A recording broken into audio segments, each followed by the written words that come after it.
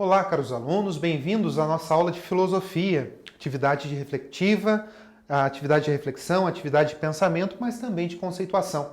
Sobretudo nesse tema tão importante e tão precioso para a gente, que se chama ética.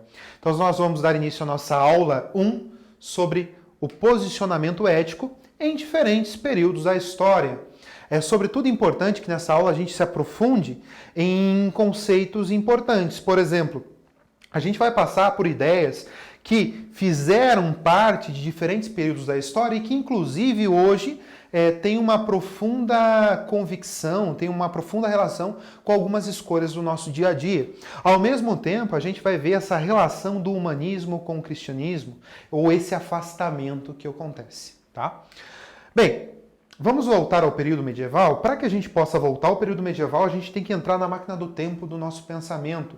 Eu sempre costumo dizer para todos os alunos, não olhe o período medieval com os olhos modernos, com os olhos científicos, com os olhos da nossa contemporaneidade. É uma necessidade muito grande de nós olharmos o período medieval a partir dele mesmo. No período medieval surgem movimentos importantes, a patrística e a escolástica.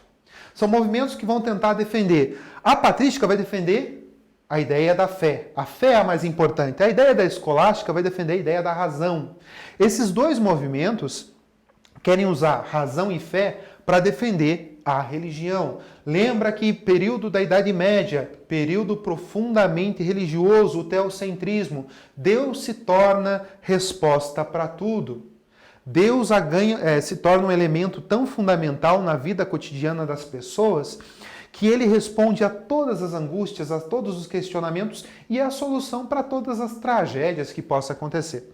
Aparecem importantes pensadores como o Agostinho, o Tomás de Aquino, o Abelardo, são eles que vão tentar, dentro desse período, mediar essa conexão entre filosofia e religião, fé e razão, para que as pessoas possam ter uma boa base, uma boa perspectiva ética. Bem, características da fé importante, vocês podem me acompanhar na página 405 do material didático de vocês, é importante tê-lo agora em nossos momentos. As características mais fundamentais que acontecem no período medieval, por exemplo, defesa da fé.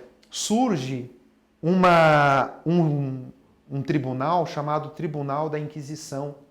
Ou seja, são tribunais compostos por religiosos que perseguiam, julgavam e, se necessário, condenavam pessoas que se propunham a refletir a fé de uma forma diferente da que fosse colocada pela Igreja Católica.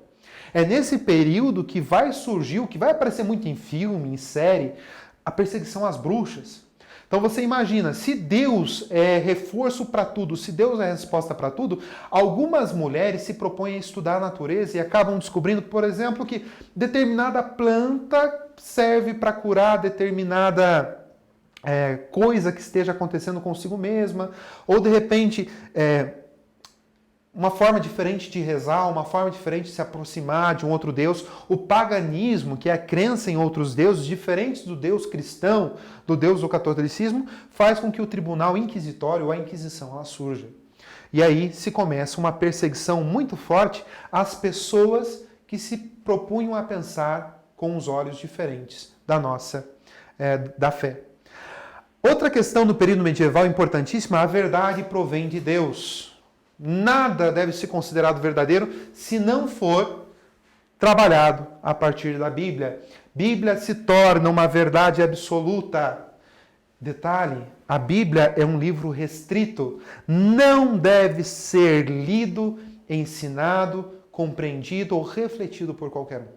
A Bíblia ela fica em mãos dos monges, dos padres, dos bispos e da própria Igreja Católica. Outra questão que vai surgir, dogmas. Verdades absolutas e que não devem ser questionadas.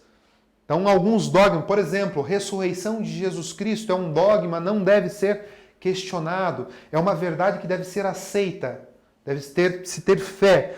E outra coisa, elemento importante, a autoridade eclesiástica.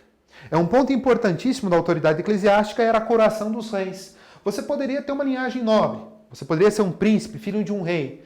Você não assumiria o cargo e não seria considerado rei se o próprio Papa não colocasse a coroa sobre sua cabeça.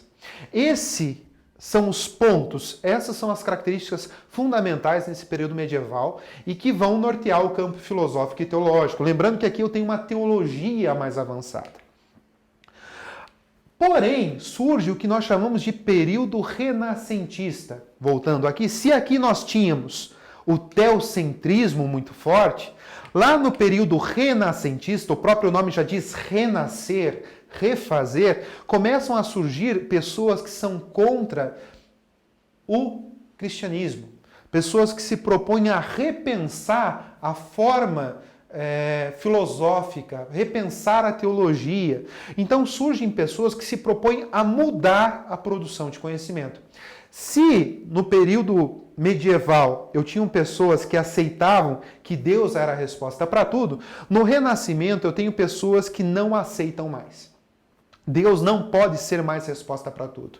Aqui surge um conceito importantíssimo para nós, o antropocentrismo. Se na Idade Média eu tinha que Deus, o teocentrismo, Deus era o centro de todas as coisas, aqui o ser humano passa a ganhar uma importância maior. O ser humano ele passa a ser visto de modo mais aprimorado. É ele quem tem que ser refletido. É ele quem é o Senhor de si. É aquele que consegue se compreender e compreender todas as coisas. Quais são as características do período renascentista? Você também pode acompanhar lá na página 405. Primeiro, independência e aversão à religião. Esses pensadores, eles não querem mais estar ligados à religião porque eles acreditavam que a religião limitava, não permitia que eles pudessem conhecer, estudar e progredir intelectualmente. Então, é necessário você separar ciência de religião, filosofia de religião. Ao mesmo tempo, retomada de valores gregos. O cristianismo combateu fortemente a filosofia grega. A única filosofia que era aceita era a filosofia do Platão, justamente pelo mundo das ideias, e quando foi associada pelo próprio Santo Agostinho. Aqui, eles querem buscar a ideia de autonomia que o Sócrates já colocava. Pense por si mesmo, conhece-te a ti mesmo, busque o conhecimento, a ideia do sapere aude, aquele conheça por você mesmo. Eu tenho aqui também o surgimento daí do humanismo. Como a gente sabe, o humanismo é a visão do ser humano, o ser humano passa a ser visto como elemento fundamental. Surgem as diversas áreas do conhecimento. Se na Idade Média eu estava restrito à gramática, à literatura, à música, sempre voltados a essa questão sacra, essa questão sagrada religiosa, aqui eu já tenho pessoas que fazem com que o conhecimento, por exemplo, científico, empírico, surja. E também começa-se a tradução dos antigos filósofos. Aristóteles era um filósofo proibido no universo da Idade Média.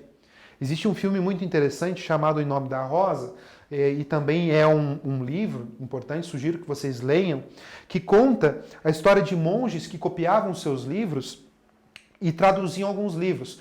E como o livro de Aristóteles era um livro proibido, eles passavam veneno nas páginas para que quando alguém fosse ler que não era do grupo que conhecia, morresse. Um ponto também interessante que a gente pode observar, se na Idade Média você não era reconhecido como um rei se não fosse coroado por um papa, aqui eu já tenho uma grande mudança.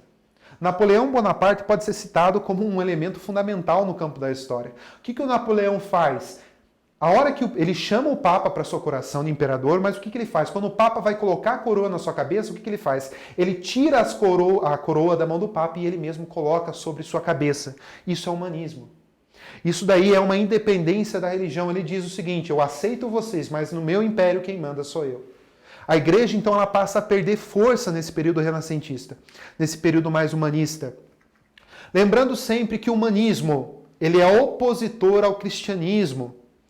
Ele não aceita a valorização do ser humano, ele não aceita a valorização do ser humano e seus valores, pois era de natureza pecadora e sedenta de Deus. Ele vai entender que ser humano é um elemento importantíssimo.